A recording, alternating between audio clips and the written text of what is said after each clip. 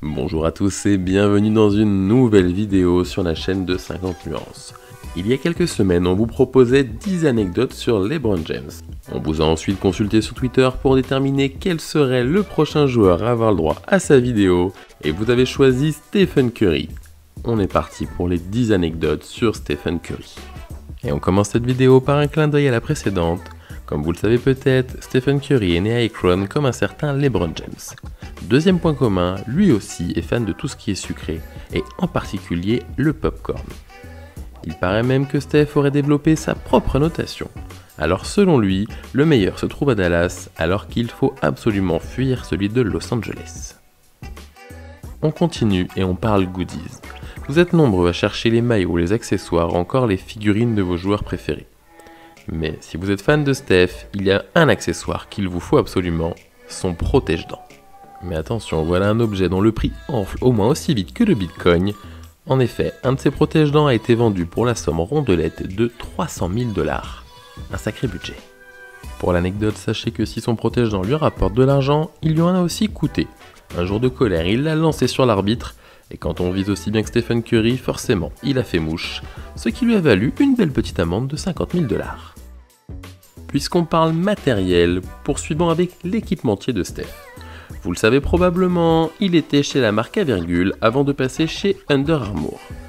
Mais connaissez-vous l'histoire qu'il y a derrière cette signature? Si Nike a déjà eu le nez creux, comme pour Michael Jordan par exemple, on peut dire qu'ils se sont totalement foirés avec le chef. Visiblement, Steph n'a pas apprécié que certains représentants de la marque soient absents d'une réunion pour prolonger le contrat.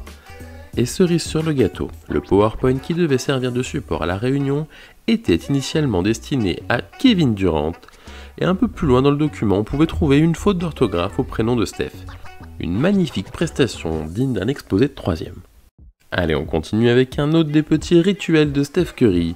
Savez-vous qu'à la mi-temps, il regarde souvent son portable? Pour être un peu plus précis, c'est Andrew Bogut qui nous avait lâché l'info. Il explique que Steph Curry aime regarder son téléphone et notamment les réseaux sociaux lorsqu'il fait une mauvaise première mi-temps. Il se sert des critiques comme d'une énergie positive pour revenir et tout casser en seconde période. Et ouais, il a un sacré mental le Steph. Vous le savez certainement, et pour des raisons évidentes, un des surnoms de Steph Curry est Babyface. Mais savez-vous que ce physique enfantin lui a déjà joué des tours? En effet, dans un bar, on lui a refusé une bière car on pensait qu'il était trop jeune. Il a dû faire venir le manager qui a enfin reconnu la nouvelle star de la NBA. On poursuit et on va parler un petit peu famille. Vous le savez probablement, Steph est le fils de Dell Curry, ancien joueur NBA.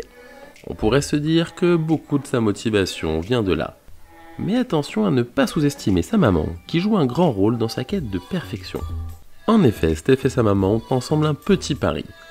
À l'occasion de chaque match, il ne doit pas perdre plus de 3 ballons, au risque de devoir payer 100 $ par balle perdue supplémentaire. Quand on sait que Steph est à 3 pertes de balles de moyenne et qu'il a déjà sorti des matchs à 10 voire 11 balles perdues, ça fait quand même un sacré pactole.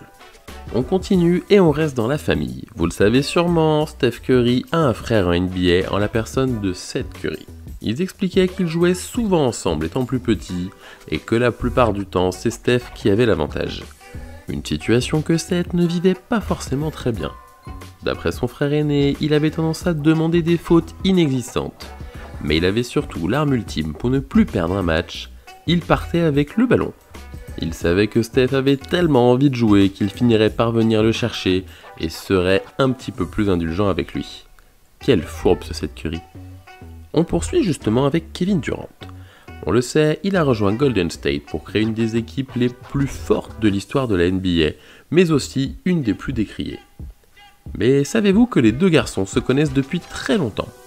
KD raconte qu'à l'âge de 10 ans, il a participé à un tournoi AAU et il a été impressionné par un gamin du même âge qui faisait déjà pleuvoir les tirs du milieu de terrain.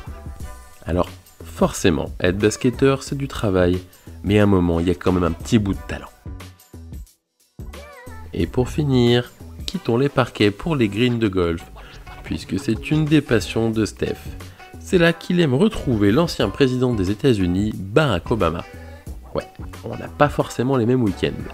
En tout cas, le golf est une discipline qu'il prend très au sérieux puisqu'il participe de temps en temps à certains tournois. Visiblement, faire pleuvoir du parking n'était pas suffisant. Voilà, c'est tout pour cette vidéo consacrée à Steph Curry. J'espère qu'elle vous a plu. Allez, comme d'habitude, n'hésitez pas à vous abonner et à activer la cloche pour ne manquer aucune vidéo.